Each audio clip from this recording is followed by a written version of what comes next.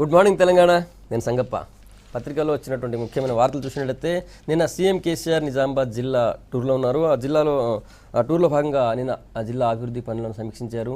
పనులను వేగవంతం చేయాలని చెప్పి అధికారులకు సూచన ఇచ్చారు. అది ప్రధానమైనటువంటి వార్త. ఇక రెండో వార్త చూసినట్టయితే ఇటు గ్రేటర్ హైదరాబాద్ అటు అన్ని జిల్లాల్లో కూడా గ్రామీణ ప్రాంతాల్లో కూడా తీవ్ర తాగునీటి ఎద్దడి ఉంది.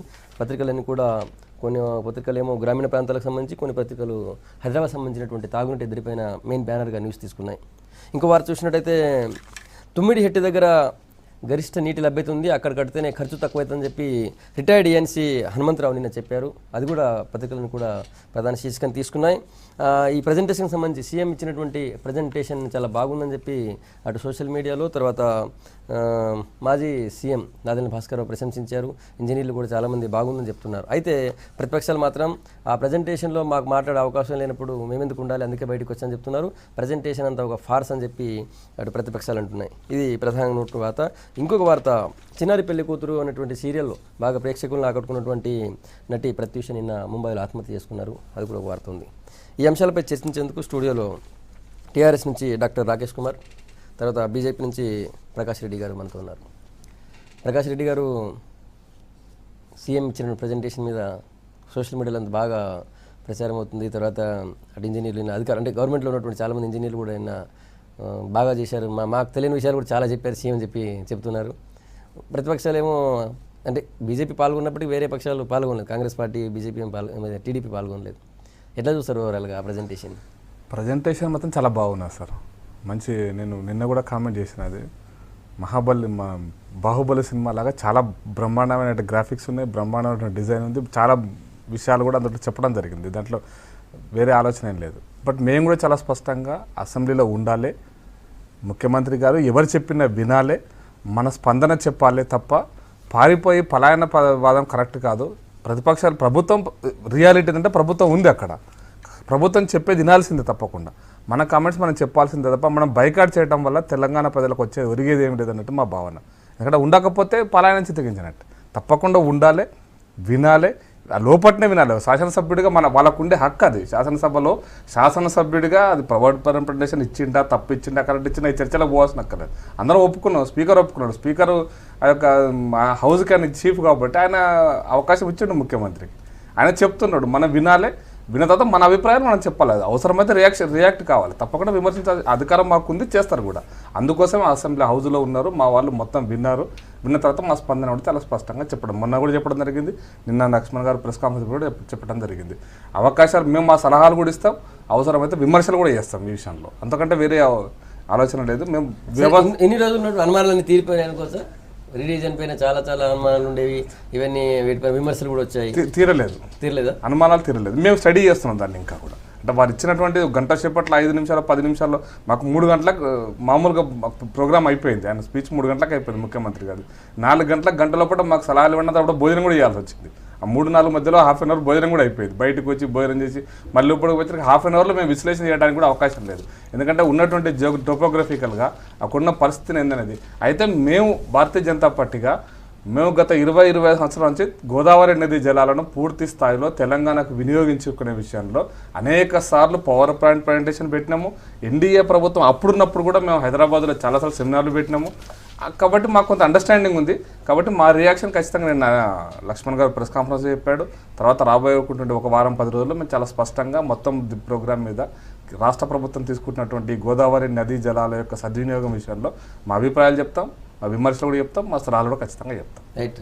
రాకేష్ గారు, మొన్న కాంగ్రెస్ పార్టీ బైకాట్ చేసిన బయట కూడా మాట్లాడింది, నిన్న కూడా నల్గొండ జిల్లాలో పీసీ చీఫ్ మాట్లాడారు. అదంతా ఒక సినిమాలాగా, బాహుబలి సినిమాలాగానే చూపించారు తప్ప అందులో ఏం లేదు. పైగా మా అనుమానాలు మాట చెప్పడానికి, మేము మా ఒపీనియన్ చెప్పడానికి కూడా అవకాశం లేదు, మేము ఎందుకు పాల్గొన్నారు, అంతా వన్ సైడ్ ప్రజెంటేషన్ ఏదో, అందుకే పాల్గొనలేదని చెప్పారు. సార్, ఒకటి, ఇప్పుడు ఏవైనా ఇరిగేషన్ ప్రాజెక్టుల గురించి చర్చిద్దామని చెప్పేసి అన్ని పార్టీలు శాసనసభలో వేదికగా మనం తీసుకున్నప్పుడు ఇంతకుముందు ప్రకాష్ రెడ్డి గారు చెప్పినట్టు తప్పకుండా చట్టసభల్లో సభ్యులుగా వాళ్ళకి హక్కు ఉంటుంది. దాన్ని మొత్తం ఆశాంతం విన్న తర్వాత దాని మీద ఏమన్నా విమర్శలు కానీ లేకపోతే సజెషన్స్ కానీ ఇచ్చినా కానీ బాగుంటుంది. ఇప్పుడు ఇంతకుముందు చెప్పినట్టు, ఎందుకంటే గోదావరి జలాల మీద బీజేపీ పార్టీకి దాని మీద అంటే సందిగ్ధ అవసరమే సంపూర్ణ అవగాహన ఉన్నది. ఎందుకంటే దాని గురించి ఈరోజు ప్రస్తుతం ఎందుకంటే అటు పక్కన మహారాష్ట్ర ఉంది, అదే పక్కన మహారాష్ట్రలో బీజేపీ గవర్నమెంట్ ఉంది. అవును సార్, మహారాష్ట్ర గవర్నర్గా ఉన్నటువంటి విద్యాసాగర్ రావు గారు కావచ్చు, లేకపోతే ఇప్పుడు ఫ్లోర్ లీడర్ ఉన్నటువంటి లక్ష్మణ్ గారు కావచ్చు, వీళ్ళంతా కూడా, లేకపోతే కిషన్ రెడ్డి గారు కావచ్చు, లేకపోతే రీసెంట్గా మా ప్రభుత్వం వచ్చిన తర్వాత కూడా బస్ యాత్ర చేపట్టడం జరిగింది. మేము అనేది ఏంటంటే దాని మీద గోదావరి జలాల వినియోగంలో ఒక స్పష్టత కేంద్రానికి కూడా ఉన్నది.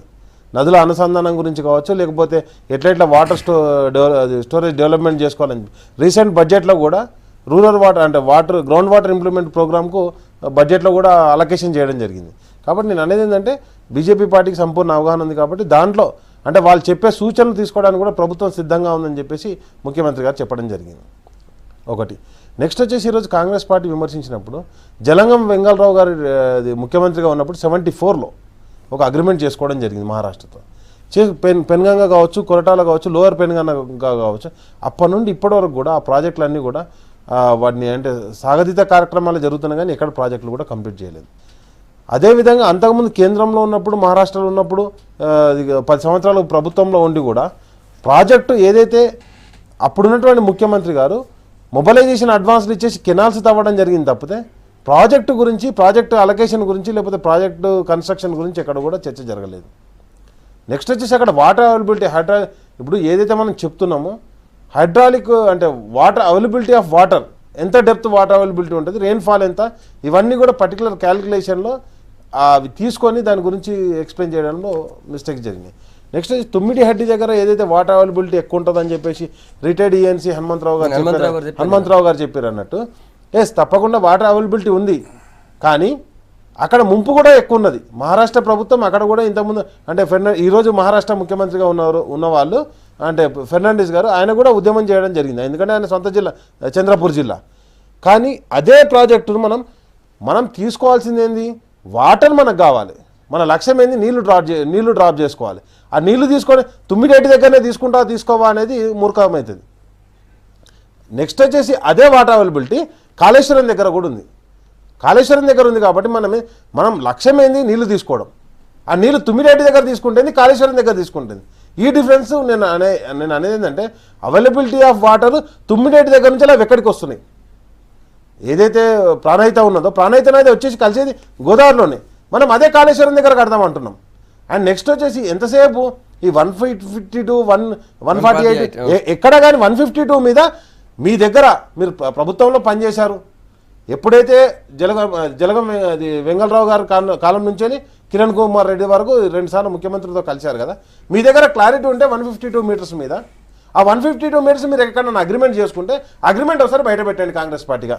మేము అనేది ఒకటే రిక్వెస్ట్ సార్, ఇప్పుడు పార్టీలుగా మనం విడిపోయి ఎలక్షన్లో ప్రజాస్వామ్యంలో పోరాటం చేద్దాం, కానీ ప్రజల దగ్గరకు వచ్చేసరికి అన్ని పార్టీలు కలిసికట్టుగా ప్రజల బాగుల గురించి ఆలోచిద్దామని చెప్పేసి ముఖ్యమంత్రి గారి ఇంటెన్షన్ తప్పితే అక్కడ ఎవరినో విభేదించి నువ్వు ఆడ కట్టమంటే జిద్దుకు పోయేది ఎక్కడ లేదు, పేచీ ఎవరితోటి లేదు. మేము అనేది ఒకటే, ముఖ్యమంత్రి గారు ఏం చెప్పారు, అవైలబిలిటీ ఆఫ్ వాటర్ ఎక్కడ డ్రా చేసుకున్నా ఒకటే. కాబట్టి మనకు లక్ష్యం ఏంది, నీళ్లు తీసుకోవడం. ఇప్పుడు మీకు దేవాదుల ప్రాజెక్టు దగ్గర చూడండి, సింపుల్. దేవాదుల ప్రాజెక్టు దగ్గర లిఫ్ట్ ఏదైతే పెట్టడం జరిగిందో ఒక కెనాల్ అంటే మీరు అది ఇంతకుముందు మీ గూగుల్ మ్యాప్లో కూడా కనిపించింది V6లో ఏదైతే టర్నింగ్ వస్తుందో ఆ టర్నింగ్ దగ్గర పంపులు పెట్టి వాటర్ లిఫ్ట్ చేస్తామంటాం. కానీ ఎక్కడ కూడా దానికి ఒక అంటే బ్యారేజ్ కట్టడమో లేకపోతే వాటర్ డైవర్షన్ ఎక్కడ కూడా లేదు. గోదావరిలో నీళ్ళు ఉంటే వస్తాయి ఆ కాలువలకు, లేకపోతే రావు. కానీ అదే తుపాకులో కూడా దగ్గర మనం ఒక స్మాల్ బ్యారేజ్ కడితే అంటే మనం గోదావరిని పరిశీలించినప్పుడు 2 విషయాలు పరిశీలించాలి సార్. వాటర్ అవైలబిలిటీ ఎంత ఉన్నదో గోదావరిలో, సిల్ట్ ఫార్మేషన్ కూడా అంతే ఉంటుంది. విత్ కంపేరింగ్ టు కృష్ణా లేకపోతే దేశంలో ఉన్న అన్ని నదులతోటి కంపేర్ చేసినప్పుడు గోదావరిలో సిల్ట్ ఎక్కువ, ఇసుక ఎక్కువ వస్తుంది అన్నట్టు. ఇప్పుడు ఫర్ సపోజ్ SRSP కావచ్చు, నిజాం సాగర్ కావచ్చు, సిల్ట్ తోటి మొత్తం కూడా అది దాదాపుగా ఇప్పుడు శ్రీరామ్ సాగర్ ప్రాజెక్టులో అయితే ఒక 20-25 టీఎంసీ అంటే టీఎంసీ కెపాసిటీ ఆఫ్ శాండ్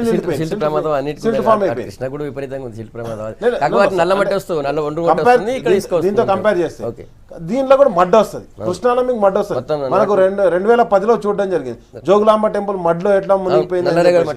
కాబట్టి ఇదంతా కూడా పరిశీలించినప్పుడు అవైలబిలిటీ ఆఫ్ వాటర్ ఎంత డ్రా చేసుకుంటామని ఆలోచించాలి. ప్రతిపక్షాలు ముఖ్యంగా టీడీపీ నుంచి రేవంత్ రెడ్డి మాట్లాడుతూ కేవలం ఇది వైఎస్ రాజశేఖర రెడ్డి గారి టైంలో ఎట్లయితే అది ధనయజ్ఞం అయిందో ఇది కూడా అట్లాంటిది కాబోతుంది.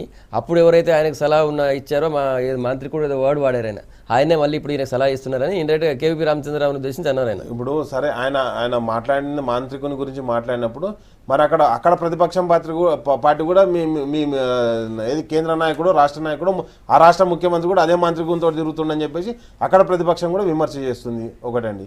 నెక్స్ట్ వచ్చేసి మేము అనేది ఏంటంటే రాజశేఖర్ రెడ్డి గారి జమానాలో ఏం జరిగిందంటే తెలంగాణకు అన్యాయం జరిగిందని చెప్తున్నాం కానీ రాయలసీమకు అన్యాయం ఏం జరగలే. లేకపోతే కాకపోతే అప్పుడు ప్రాజెక్టులో మొత్తం అవినీతి కుంభకోణం విపరీతమైన అవినీతి జరిగింది, కోట్ల రూపాయల కుంభకోణం జరిగిన ఉంది కదా సార్. తప్పకుండా మేము అంటే ఒకటి గోదావరి వాళ్ళు మాట్లాడే దాంట్లో అంటే వాళ్ళకు ఒక క్లారిటీ ఉండాలి. ఎందుకంటే గోదావరి పుష్కరాలు వచ్చినాయి, మహారాష్ట్రంలో వచ్చినాయి, పక్క రాష్ట్రంలో గోదావరి ఎక్కడెక్కడ ఉంటే అక్కడక్కడ పుష్కరాలు వచ్చినాయి. పుష్కరాలు వచ్చిన క్రమంలో 410 కిలోమీటర్లు ఉన్న తెలంగాణలో 600 కోట్లతో పుష్కరాలు చేసినాం. 125 కిలోమీటర్లు ఉన్న ఆంధ్రాలో 14,000 కోట్లతోటి పుష్కరాలు చేశారు. నీతి అవినీతి అనే గురించి టీడీపీ దగ్గర నేర్చుకోవాల్సిన దుస్థితులు ఎవరు లేరు. నెక్స్ట్ వచ్చేసి పట్టసీమ ప్రాజెక్టులో నువ్వు వాటర్ రిలీజ్ చేయగానే నీ అక్వాడక్ట్ కూలిపోతే నువ్వు ఏం ప్రాజెక్టు డిజైన్ చేసినట్టు? అంటే ఒక స్లాబ్ కరెక్ట్ కట్టలేనటువంటి ప్రభుత్వం, లేకపోతే మోటార్లు ఎక్కడికైనా పిక్కొచ్చారో చెప్పలేని ప్రభుత్వం, ఎన్ని మోటార్లు పెట్టిరో చెప్పలేని ప్రభుత్వం, ఆ టీడీపీ పార్టీ ఈరోజు ఇక్కడ విమర్శించడం చాలా సిగ్గుచేటండి ఒకటి. నెక్స్ట్ వచ్చేసి ఇప్పటికి కూడా ఈ ప్రాంతంలో మిగిలిన టీడీపీ పార్టీ ఎంతో కొంత మిగిలినటువంటి రేవంత్ రెడ్డి గారు లాంటి పార్టీ నాయకులంతా కూడా ఇప్పటికి కూడా ఆంధ్రాకు నీళ్ళు ఎట్లా తీసుకుపోవాలని ఆలోచిస్తారు తప్పితే తెలంగాణ ప్రాంతం ఎట్లా అభివృద్ధి. మీరు విమర్శ చేశారు కదా, మీ విమర్శ ఏంది? అవినీతి గురించి కాదు, అవినీతి గురించి ప్రతి ఒక్కరు విమర్శలు చేస్తూనే ఉంటారు. అసలు మీ నీతి ఏందో చెప్పండి, మీరు ఎక్కడ వాటర్ అవైలబిలిటీ ఉందో ఈ నీళ్ళకి ఇట్లా వాడుకుందాం, అది టెక్నికల్ సజెషన్స్ ఇవ్వాలి తప్పితే ఇప్పుడు ప్రకాష్ అన్నట్టు టెక్నికల్ సజెషన్స్ తప్పకుండా ఇస్తాం, టైం సరిపోలే అన్నాడు. తీసుకుంటాం, సూచనలు తీసుకోవడానికే ఈరోజు శాసనసభ సమావేశం జరిగింది. కాబట్టి బీజేపీ పార్టీకి ముఖ్యమంత్రి గారు కూడా సభలో కూడా స్పష్టంగా చెప్పారు, బీజేపీ పార్టీకి స్పష్టమైన అవగాహన ఉంది గోదావరి జలాల మీద. ప్రకాష్ రెడ్డి గారు ఆల్రెడీ మనకి ఎండాకాలం మేలో ఉండాల్సినటువంటి ఆ ఎండ తీవ్రత ఇప్పుడు ఆల్రెడీ వచ్చేసింది. నీటి ఎద్దడైతే ఫిబ్రవరి జనవరి నుంచి స్టార్ట్ అయిపోయింది. ఇప్పుడైతే హైదరాబాద్లో మీరు అవుట్స్కట్లో పోయినా సీట్లో ఎక్కడ నీళ్ళు దొరకని పరిస్థితి, అటు జిల్లాలో కూడా అదే పరిస్థితి. ఎట్లా ఈ పరిస్థితి నుంచి బయటపడాలని ప్రభుత్వానికి మీరు ఏం సూచన చేస్తారు? ఇప్పుడు గవర్నమెంట్ నుంచి ఏమైనా సపోర్ట్ వస్తుందా? సూచన కాదు సార్, ఇది చాలా తీవ్రమైన పరిస్థితి. ముఖ్యమంత్రి గారికి చెప్తే అర్థం చేసుకుని ప్రతి ఎప్పుడో నీళ్ళు వస్తాయి, మేము నీళ్ళు ఇస్తాం, నీళ్ళు ఇస్తాం అంటున్నాం. కానీ ఇప్పుడు బతకడం గురించి ఆలోచించమని మేము గత సంవత్సరం నుంచి చెప్తున్నాం. పరిస్థితి చాలా తీవ్రంగా ఉంది. గత సంవత్సరం కూడా 2014-15లో కూడా కరువు మండలాలు ప్రకటించండి, మీరు ఢిల్లీకి నివేదిక పంపండి, ఎంతో కొంత డబ్బులు వస్తాయని చెప్పడం జరిగింది. అప్పుడు కూడా ఈ సంవత్సరం కూడా మేము పట్టుబడి ఎంబడిబడి మినిస్టర్ గారు వచ్చి హైదరాబాద్లో డిమాండ్ ఇచ్చిన తర్వాతనే 240 మండలాలు కరువు మండలాల కింద ప్రకటించి పంపించారు. వాస్తవానికి తెలంగాణ జిల్లాలలో 400 మండలాల్లో తీవ్ర కరువు ఉంది. తీవ్ర కరువు అంటే వాటర్ బెడ్ కరువు అంటే దాని కరువును ఒక నీళ్లు పంట కోసమే చూడొద్దు. అందులో పశుగ్రాసం నుంచి మొదలు పెడితే మేకలకు ఆకుల నుంచి మొదలు పెడితే మంచినీటి సమస్య వరకు ప్రతిదీ సమస్యనే. కరువు రావడం వల్ల ఒక్క సమస్యనే ఉండదు కరువుతోటి. ఈరోజు గ్రౌండ్ వాటర్ ఎంత పడిపోయింది అంటే కనీసం 10 నుంచి 20 మీటర్ల అంటే ఆల్మోస్ట్ 100 ఫీట్ల లోపల కిందికి పడిపోయింది. బోర్లు వేసే పరిస్థితి లేదు. గ్రామాలలో పరిస్థితి చాలా తీవ్రంగా ఉంది. ఈ తీవ్రత నుంచి ఇమ్మీడియట్గా ఇప్పుడు ప్రాజెక్టు సంఘ దేవుని కనుక ముందు ఇలా బతకాలి కదా మంచినీళ్ళు తాగడానికి. ఈ పరిస్థితిని అధిగమించడానికి యుద్ధ ప్రాతిపదికన రాష్ట్ర ప్రభుత్వం కనుక చర్యలు తీసుకోకపోతే ఈ ప్రజెంటేషన్లు పవర్ పాయింట్ ప్రజెంటేషన్లతో సమాజం ముందు ఆకలి తీరదు, దాహం తీరదు. ఇది చాలా తీవ్రమైన సమస్య.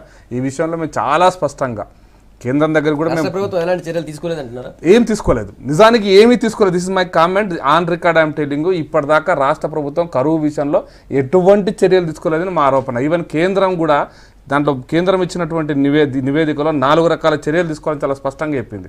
ఒకటి, ఏదైతే 100 రోజుల పటికాహార గ్రామీణ ఉపాధి హామీ పథకం ఉందో దాన్ని 150 రోజులు ఇమ్మీడియట్గా చేయండి, కేంద్రం దానికి సరిపోయిన నిధులు ఇస్తుందని. 2, పశుగ్రాసం మీద కూడా 2,500 రూపాయలు పర్ టన్ సబ్సిడీ ఇస్తుంది కేంద్రం. ఖచ్చితంగా పశుగ్రాసాన్ని మేము దానికి రాష్ట్ర ప్రభుత్వం కొంత కలిపి గ్రామాలలో పశుగ్రాసం కనుక ఇవ్వకపోతే పశువులని కబేలాలకు వస్తున్నాయి. ఈ రోజున మళ్ళీ నెక్స్ట్ వ్యవసాయం చేయడం కోసం 50,000 పెట్టి జత ఎడ్లు 1,00,000 రూపాయలు పెట్టి ఎదురత కొనుక్కొని వ్యవసాయం చేయడం అనేది ఇంపాసిబుల్ ప్రాక్టికల్లీ. అప్పుడే అప్పులపాలు అవుతున్నారు రైతున్నారు. ఈ పరిస్థితి నుంచి అధిగమించాలంటే ప్రభుత్వం యుద్ధ ప్రాతిపదికన చర్యలు తీసుకోకపోతే వచ్చే ఖరీఫ్లో కూడా వ్యవసాయం సాగదు, రైతు ఇంకా నష్టపోతాడు. అదేవిధంగా గ్రౌండ్ వాటర్ విషయంలో గ్రౌండ్ వాటర్ నీళ్ళు లేవు. అదే గ్రౌండ్ వాటర్ విషయంలో కూడా చాలా తీవ్రమైన పరిస్థితి ఉంది. అందుకోసం ఒక్క అంశం లేదు, పశుగ్రాసం, నీళ్లు, at the same time temperature కూడా దానివల్ల కూడా చనిపోతారు చాలామంది టెంపరేచర్తో కూడా. ఎట్ ది సేమ్ టైం పంటలు ఎట్లాగూ లేవు కాబట్టి దీని విషయంలో ప్రభుత్వం నిజానికి మొన్న మేము ఎక్స్పెక్ట్ చేసిన నేను పూర్తిగా ఎక్స్పెక్ట్ చేసిన ఇవన్నీ పక్కన పెట్టేస్తే అసెంబ్లీలో కరువు మీద తీవ్రమైన చర్చ జరుగుతుంది. ఈ ఇమ్మీడియట్గా యుద్ధ ప్రాతిపదికన ప్రభుత్వం అవసరమైనటువంటి విధంగా నిధులు కేటాయించి అవసరమైన చర్యలు తీసుకుంటుందని ఆశించాను. కానీ బట్ దురదృష్టకరమైన విషయం ఏంటంటే రాష్ట్ర ప్రభుత్వం పూర్తిగా ఘోరంగా రకంగా చెప్పాలంటే ఈ విషయంలో విఫలమైందని నా అభిప్రాయం. రైట్ రాకేష్ గారు.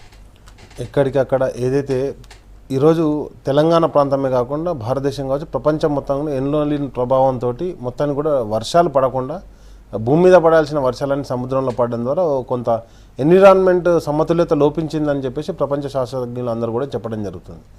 దాన్ని దృష్టిలో పెట్టుకొని ఏదైతే కరువు నివారణ చర్యలుగా ఫస్ట్ డ్రింకింగ్ వాటర్ అందించాలని చెప్పేసి అంటే 65 సంవత్సరాలు మనం స్వతంత్రంలో మనం కనీసం మంచినీళ్ళను పొందలేనటువంటి దుస్థితిలో ఉన్నాం కాబట్టి ఈరోజు మిషన్ భాగీరథ ద్వారా అంటే సరే ఈ కరువు ఈ సంవత్సరం వచ్చింది ఇప్పుడు ఇమీడియట్గా ఏం చేద్దామనే దానికి ఒక నివారణ చర్యలు తీసుకుంటూనే నెక్స్ట్ అసలు ఎప్పుడో వచ్చినా కానీ దాన్ని ఏ విధంగా ఎదుర్కోవాలి లేకపోతే ఏ విధంగా డ్రింకింగ్ వాటర్ కావాలి ఇప్పుడు సమస్యను ఓవర్కమ్ కావడానికి వెంటనే గ్రామ పంచాయతీలకు అన్నిటి కూడా నిధులు కేటాయించడం జరిగింది. ఎక్కడికక్కడ ఎక్కడ వాటర్ అవైలబిలిటీ ఉంటాయి ఈరోజు అంటే నేను మా పెద్దపల్లికి పోయించిన కాబట్టి చెప్తున్నా మా ఊళ్ళో ఎక్కడ చూసినా కానీ ఎక్కడికక్కడ ట్యాంకర్లతోటి డ్రింకింగ్ వాటర్ కానీ డొమెస్టిక్ వాటర్ కానీ for day one human being using the 125 litres of water అంటే ఏంది మనం నిత్యావసరాలకు 125 లీటర్లు వాడుకుంటాం కాబట్టి దొరుకుతుంది సార్, తప్పకుండా దొరుకుతుంది. ఎక్కడికెక్కడ అందరూ కూడా డ్రమ్స్ పెట్టుకోవడం జరుగుతుంది. ఈవెన్ మా ఇంటి ముందట కూడా డ్రమ్లు పెట్టుకుంటాం. ప్రతి ఇంటి ముందట డ్రమ్ పెట్టడం జరుగుతుంది. మున్సిపల్ ట్యాంకర్ వచ్చేసి ఆ వాటర్ని నింపేసి వెళ్ళడం జరుగుతుంది. ప్రతి ఒక్క గ్రామ పంచాయతీ కావచ్చు మున్సిపాలిటీకి కావచ్చు ఈరోజు హైదరాబాద్లో కూడా నైట్ టైం కూడా వాటర్ ట్యాంకర్స్తో వాటర్ సప్లై చేయడం జరుగుతుంది. కాబట్టి బోర్లు ఎండిపోయినాయి. ఒకటి ప్రధానంగా ఏంటంటే గ్రౌండ్ వాటర్ రీఛార్జింగ్ అనేది తగ్గిపోవడం జరిగింది. ఎప్పుడైతే డిఫారెస్టేషన్ అయిపోయిందో లేకపోతే ఎప్పుడైతే గ్రౌండ్ వాటర్ రీఛార్జింగ్ తగ్గిపోయిందో ఆటోమేటిక్గా ఇది నేచురల్ కొలాబరేషన్ జరుగుతుంది. రాకేష్ తమ్ముడు పెద్దపల్లి గురించి చెప్తున్నాడు కానీ నేను చెప్పేది పాలమూరు నల్గొండ జిల్లాలో ఎక్కడైతే తీవ్రమైనటువంటి పరిస్థితి ఉంటుందో రంగారెడ్డి జిల్లా కూడా ఇంకా రంగారెడ్డి జిల్లా పాలమూరు నల్గొండ దక్షిణ తెలంగాణ ఉత్తర తెలంగాణ కనీసం గోదావరి ఏ జిల్లా దక్షిణ తెలంగాణ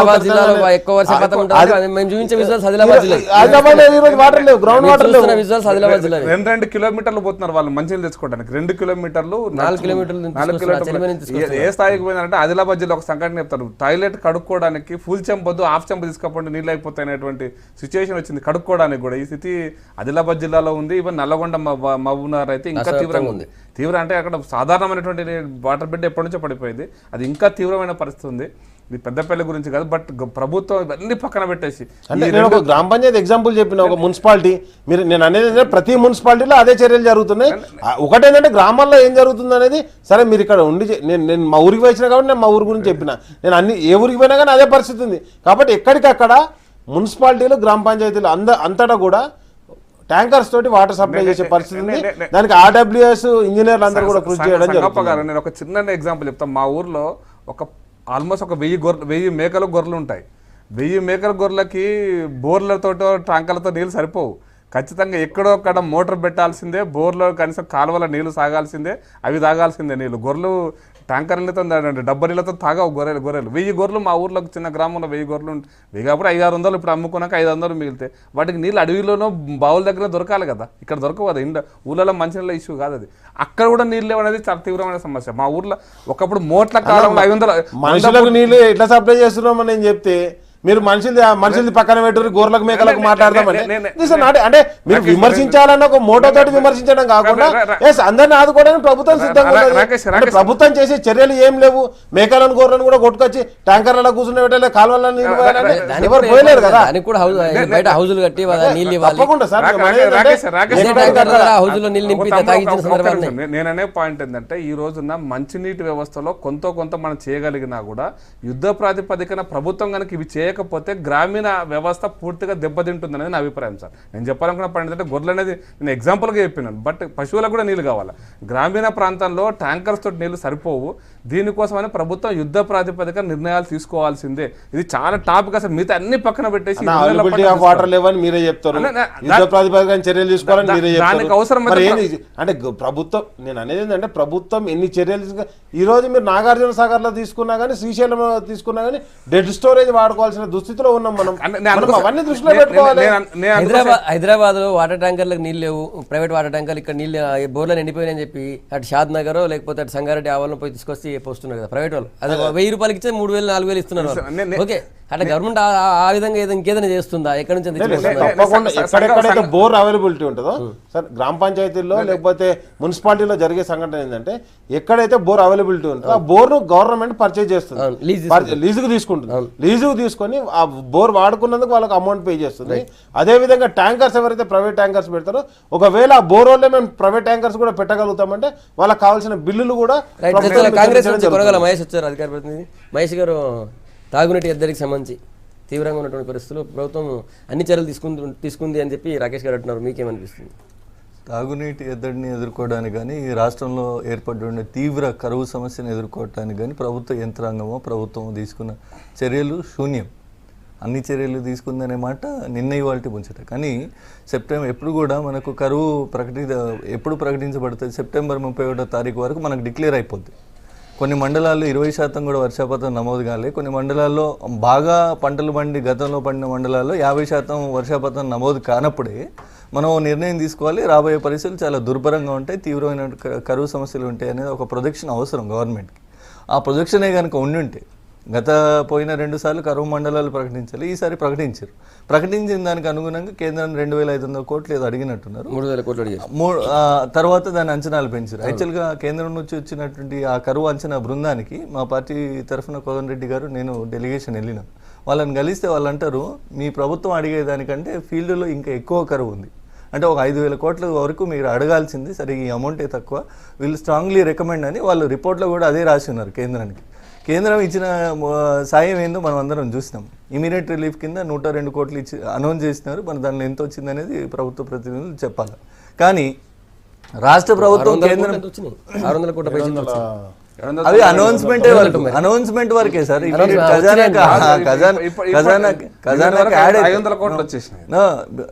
రెండోది కేంద్రం మీద ఆ అప్లికేషన్ ఇచ్చి కేంద్రం మీద వదిలేసి రాష్ట్ర ప్రభుత్వం తీసుకున్న చర్యలు ఏందని చూస్తే శూన్యం. నిన్న బడ్జెట్ లేదా 300 కోట్లు రిలీఫ్కు తక్షణంగా ఇవ్వాలని అన్నారు. ఇదే ప్రయత్నం కనుక జనవరి మాసంలో మొదలుపెట్టుంటే ఇలా గొర్రెలు మన్యం పోయేటువంటి పరిస్థితి రాకపోతుండే.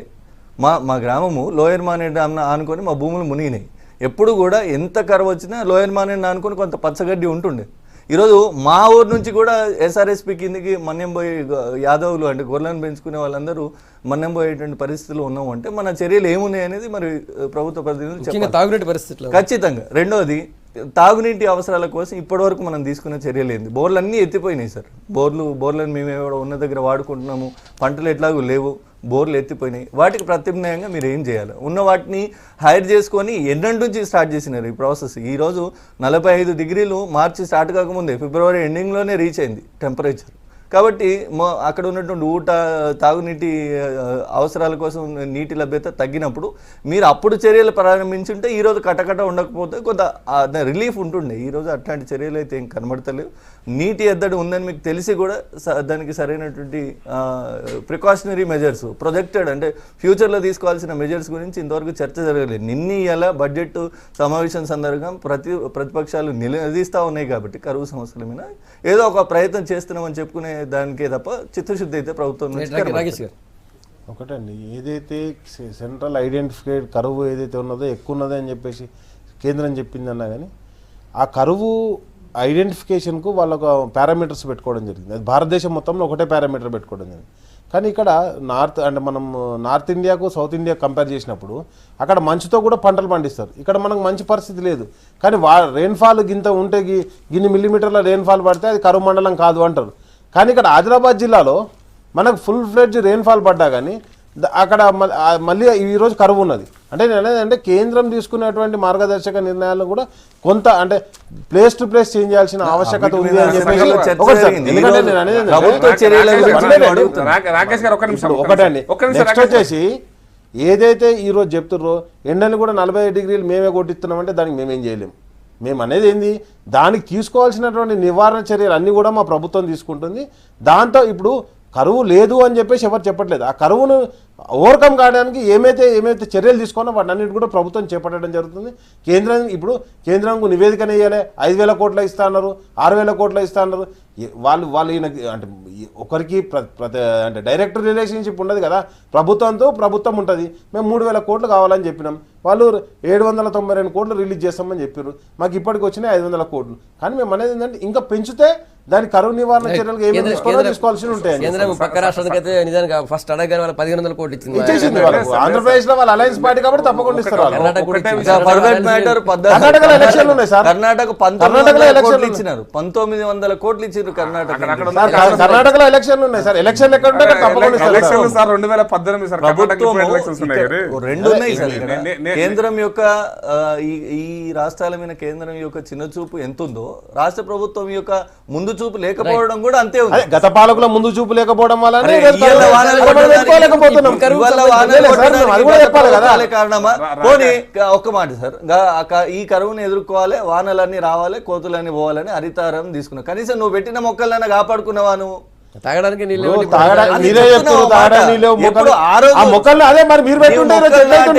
తాగడానికి నీళ్ళు లేని పరిస్థితి లేదు సార్. ఈ రోజు తాగడానికి నీళ్లు లేని పరిస్థితి వచ్చింది. రాకేష్ గారు చెప్పిన విషయం ఒకటి అంటే parameters to declare the drought areas అనేది ఒక పాయింట్. అది మాత్రం సర్వస్వం కాదు. కేంద్రం ఒకటే సర్వస్వంగా ఉండదు. కేంద్రము రాష్ట్ర ప్రభుత్వాలు కలిసి ప్రజలను ఆదుకోవాలి. కేంద్రం మీద రాష్ట్రం మీద కేంద్రం ఇది ఇష్యూస్ కాదు. ఇది ఇష్యూస్ కూడా కాదు. కేంద్రము కొన్ని పారామీటర్స్ ఇచ్చింది, మొత్తం దేశమంతా దృష్టిలో పెట్టుకొని ఈ పారామీటర్స్ కొంత ఇచ్చి కొంత సహాయం చేస్తున్నప్పుడు రాష్ట్ర ప్రభుత్వం కూడా దానికి అనుగుణంగా చర్యలు తీసుకోవాలి. ఈ చర్యల్లో విఫలమైంది. కేంద్రం వచ్చి ప్రధానమంత్రి చర్యలను తీసుకోవాలి. ఇక్కడికి వచ్చి ఉదాహరణకు మీకు మహారాష్ట్ర ముఖ్యమంత్రి కనీసం గ్రామాలకు పోయి పరిస్థితిని సమీక్షిస్తున్నాడు. అది కూడా ముఖ్యంగా కరువు ఉన్నటువంటి గ్రామాలు మరాఠవాడ ఏరియాలో ఆయన ఊరూరు తిరుగుతున్నాడు. మేము కూడా ఇదే డిమాండ్ చేసినాం, మీరు గ్రామాలకు పోయి పరిస్థితిని సమీక్షించండి. అన్ని గ్రామాలలో మీరు అన్నట్టుగా ఒక్క తిరుగు ఉండదు పరిస్థితి. ఆదిలాబాద్ ఒక పరిస్థితి ఉంటుంది, ఆదిలాబాద్ ఒక పరిస్థితి ఉంటుంది, మహబూబ్నగర్ ఒక పరిస్థితి ఉంటుంది. కాబట్టి మీరు ముఖ్యమంత్రి గారు ఇవన్నీ పక్కన పెట్టి ప్రజెంటేషన్ గోదావరిలో ఎప్పుడో వస్తాయి, వచ్చినాడు వస్తాయి. కానీ ముందు జూన్ దాకా మనిషి బతకాలి. మంత్రులు లేరు, ఎమ్మెల్యే లేరు, ముఖ్యమంత్రి చూసి బోర్లే అన్న మీరు అన్న మేము ఒక్కడే చెప్తున్నాం, మీరు ప్రతి ఒక్క దాన్ని ప్రధానమంత్రి వచ్చి చేస్తారని మీరే అంటారు. కానీ మా ముఖ్యమంత్రి బోర్ వేయాలి అంటే బోర్ స్విచ్ ఆన్ చేయనా? ఇది కాదన్న, మీరు విమర్శ అనేదాన్ని కన్స్ట్రక్టివ్ వేలో మనం మాట్లాడుకుందాం. అయితే మేము ఒకటే చెప్తాను, ముఖ్యమంత్రి గారు ఈ పార్టీకి ఈ జిల్లా కరువు విషయంలో పరిశీలించడానికి ఈ మంత్రిని ప్రకటించారా? ఈ రోజు ఏప్రిల్ వచ్చేసింది ఆల్రెడీ. మే 25కు తెలంగాణ వర్షాలు పడతారు. మీరు మంత్రి ప్రకటించారా? జిల్లా మంత్రి పోయి కరువును సమీక్షించారు. జిల్లాకు ఇన్ఛార్జ్ మంత్రిని పెట్టి కేవలం నీటి కరువు మీద నేను చెప్తున్న పాయింట్ అదే. మీరు కరువు పట్ల మీకు ప్రచార ఆర్భాటాలు పెట్టి హైయెస్ట్ కలెక్షన్ సినిమా చూపించడం తప్పిస్తే వాస్తవికంగా ప్రజల దగ్గరికి పోయి ప్రజల నుంచి సమస్యలు అర్థం చేసుకుని మేము చూసినాం. కరెక్ట్. బాహుబలి సినిమా 250 కోట్ల కలెక్షన్ అందుకోసం వచ్చింది బాహుబలి సినిమాకు. దీని కూడా రేటింగ్ బాగా వచ్చింది, యూట్యూబ్ లో రేటింగ్ వచ్చింది, టీవీలో రేటింగ్ వచ్చింది. నేను కాదంటలేను. కానీ వాస్తవాలు గ్రామీణ ప్రాంతాల్లో ఈరోజు ముందు ఇమ్మీడియట్ జూన్ దాకా జూన్లో వర్షాలు పడకపోతే ఏందని కూడా మన కంటింజెన్సీ ప్లాన్ ఇప్పుడు ఉండాలి. మేము అప్పుడు కూడా చెప్పినాం కంటింజెన్సీ, ఒకవేళ ఇన్ కేస్ వర్షాలు మీ చేతులు మా చేతులు లేవు, కేసీఆర్ చేతులు కూడా లేవు, ఇన్ కేస్ జూన్లో కూడా వర్షాలు పడకపోతే గత సంవత్సరం లాగా ఏంది పరిస్థితి, ఎట్లా ఓవర్కమ్ కావాలి? ఇది ప్రజల గురించి మన రావాలి. ఈ పరిస్థితి ఎట్లా ఓవర్కమ్ కావాలని ప్రభుత్వం సీరియస్ ఆలోచించాలని మా డిమాండ్. ప్రపంచం మొత్తంలో ఎన్విరాన్మెంట్ ఎఫెక్ట్ గతంలో మనం చూసినాం. అంటే ప్రొజెక్టివ్గా ఫ్యూచర్ ఈ ఎస్టిమేషన్లో భాగంగా అంటే వివిధ రాష్ట్రాల నుంచి, బెంగాల్ లాంటి రాష్ట్రాల నుంచి గడ్డి తీసుకొచ్చి, అంటే ఇక్కడ ఉన్న పశువులు కూడా తాగునీటికి ఎంత సమస్య ఉందో పశువులు ఈ మిగిలిన సాగుకు ఉపయోగపడే పశువుల విషయంలో కూడా అంతే పరిస్థితి ఉంది. కలేబరాలకు పంపించండి, కోతకు అమ్ముడుపోతున్నాయి పశువులు. ఈరోజు మీరు అంగట్లలో చూస్తే వానలు పడ్డప్పుడు మళ్ళీ కొనుక్కుందాం, మా వానలు పడ్డప్పుడు మళ్ళీ కొనుక్కుందాం, అప్పటిదాకా వీటిని జాదేది ఎట్లా కళ్ళ ముంగట రైతు చూసుకుంటా కూర్చునేటువంటి పరిస్థితి లేదు. అట్లని వాటిని పోషించే పరిస్థితి కూడా లేక కోతకు అమ్మేస్తున్నారు కటికలకు. సో ఈ రకమైన వాతావరణం ఉంటే గతంలో మనం వేరే రాష్ట్రాల నుంచి గడ్డి తెప్పించినాం. కాంగ్రెస్ ప్రభుత్వ హయాంలో రైలు వ్యాగన్లలో గడ్డి తీసుకొచ్చి మొత్తం మండలాల వారీగా యూనిట్లుగా చేసుకొని రైతులకు పంచినాం గడ్డి. ఈరోజు ఆ పరిస్థితి కూడా లేదు, గడ్డి కూడా లేదు. తీవ్రమైన కరువు. మీ తెలంగాణ ఏర్పడడానికి ఈ 2 ఏళ్లలో వచ్చిన తీవ్రమైన కరువు, ఇంకా లాస్ట్ 10 ఏళ్లలో ఇదే ఇంకా అత్యంత తీవ్రమైన కరువు. 2004 నుంచి మొదలుకుంటే ఇప్పటి వరకు రాష్ట్రంలో వచ్చిన కరువు, మనకు ఎండాకాలంలో వచ్చిన నీటి ఎద్దడి కానీ పశుగ్రాసం లభ్యత విషయంలో కానీ చాలా వెనుకబడి ఉన్నటువంటి పరిస్థితి. ఇది తీవ్రమైన కరువు. దీనికి ప్రభుత్వం స్పందించాల్సిన స్పీడ్లో స్పందిస్తలేదు. ఏదో ఇందాక ప్రకాష్ రెడ్డి గారు అన్నట్టు కొంత ప్రచార ఆర్భాటకు ఉపయోగపడే పనులను ప్రథమంగా తీసుకొని మిగిలిన ఇట్లాంటి ప్రజలకు అవసరమైనటువంటి పనులను సెకండరీ ప్రయారిటీగా తీసుకుంటా ఉంది. మీరు చెప్పిన రిలీఫ్స్ ఒక్కటి కూడా ఇంప్లిమెంట్ కావట్లే. మీరు ఇక్కడ ఈ గ్రామాలలో పరిస్థితి, సిటీలో పరిస్థితి ఏంటంటే ఒక్కొక్క ఏరియాలో వాటర్ వస్తలేవు. దానికి కార్పొరేటర్స్ మొహం చాటేసినటువంటి పరిస్థితి ఇప్పటికే. దాదాపు మెజారిటీ కార్పొరేటర్లు అయితే మీరే కదా, మేము 2 వాళ్ళ 3, మెజారిటీ అయితే మీరే కదా. కార్పొరేటర్లు ఫీల్డ్ లో తిరగలేనటువంటి పరిస్థితి. నీటి ఎద్దడి 2 రోజులకు ఒకసారి, 3 రోజులకు ఒకసారి. సార్ మీరు ఇప్పుడు మొత్తం ఈ ఆంధ్రప్రదేశ్ ఏర్పడ్డప్పటి నుంచో, తెలంగాణ ఏర్పడ్డప్పటి నుంచో, మీ తెలంగాణ ఏర్పడ్డప్పటి నుంచి 2 సంవత్సరాల నుంచి అంటారు. ఇంతవరకు మీ ప్రభుత్వం, కాంగ్రెస్ ప్రభుత్వం కావచ్చు, ఇంకే ప్రభుత్వాలు ఇక్కడ పరిపాలన చేసిన మీరు అడిగిర్రు, మేము చెప్తున్నాం, మీరు ఆగండి. మీరు allocation of water, Hyderabad drinking వాటర్కి ఎంత కేటాయించారు చెప్పండి. మీకు గిన్ని టీఎంసీలు హైదరాబాద్కు డ్రింకింగ్ వాటర్ కేటాయించడం, ఈ జీవోలో కేటాయించడం, మీరు చెప్పండి. ఆ జీవో ప్రకారం ఎక్కడెక్కడ మీరు స్టోర్ చేసినా అది కూడా చూద్దాం. నేను అనేది ఏంటంటే ఇప్పటి వరకు కూడా ప్లాన్ చేసి తీసుకొచ్చినాం సిటీకి. మేము సిటీ దాకా వచ్చినాక మీరు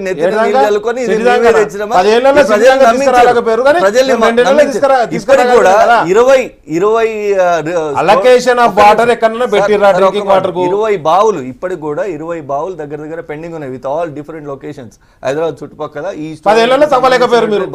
బావులు 20 పెండింగ్ ఉన్నాయి. ఇలా హైదరాబాద్ రక్షిస్తాం, తెలంగాణకి ఇది చేస్తామని చెప్పారు నాయకులు. వాటికి కేటాయించిన బడ్జెట్ ఎంత? పోయినసారి మీరు కేటాయించింది 1000 కోట్లు జలబండలు. అవి పైపులు సగబెట్టడానికి కూడా సరిపోవు. ఒకటి మేము అనేది ఏంటంటే, ఏదైతే కరువు అనేది పశుగ్రాసం విషయానికి వచ్చినప్పుడు కూడా, కరువుకు వచ్చినప్పటికి కూడా మొన్ననే ఆల్రెడీ ముఖ్యమంత్రి గారు స్పష్టంగా చెప్పండి, పత్తికి ఎక్కువ ఓకుర్రి మనం అంటే ఏదైతే పశువులకు ఆహారం అయ్యేటువంటి వాటి సైడ్ కూడా పోవాలి. ఎందుకంటే పత్తి పంట వండుతుంది, లేకపోతే ఆ పొరక దేనికి అక్కర్రా, దాన్ని కలబెట్టాల్సిందే. అదే సొప్పనో గడ్డి అంటే మనం వరియో ఇవో అయితే ఆ గడ్డి ఎక్కడికి వస్తుంది, పశుగ్రాసం కింద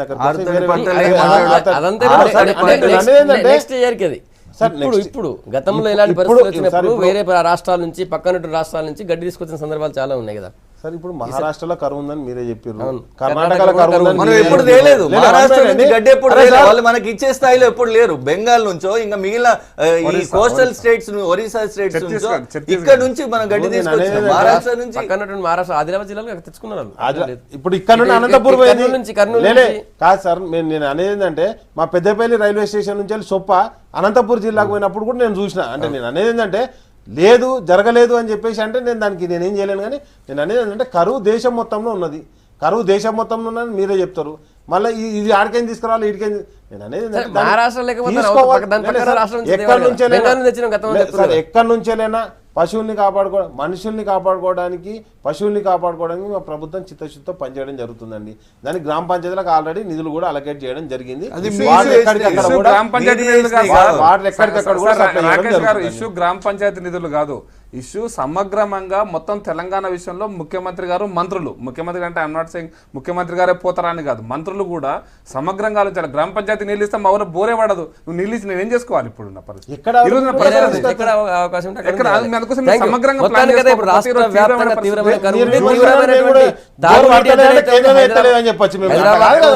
పల్లెల వరకు అన్ని చోట్ల కూడా అందరికి వెంటనే తాగునీరు అందించాలి. నిజంగా అటు పశువులన్నీ కబరాలు తరలకుండా చూస్తే మంచిది. ఎందుకంటే నెక్స్ట్ మళ్ళీ వ్యవసాయం చేయడానికి మీకు 1,00,000 కూడా ఇంకా దాటిపోయే పరిస్థితి ఉంటుంది. థ్యాంక్ యూ రాకేష్ గారు, ప్రకాష్ రెడ్డి గారు, కొరగల మహేష్ గారు. Good morning Telangana. మీ ఎప్పుడు చెప్పేందుకు రేపు మార్నింగ్ మళ్ళీ కలుద్దాం. Stay tune.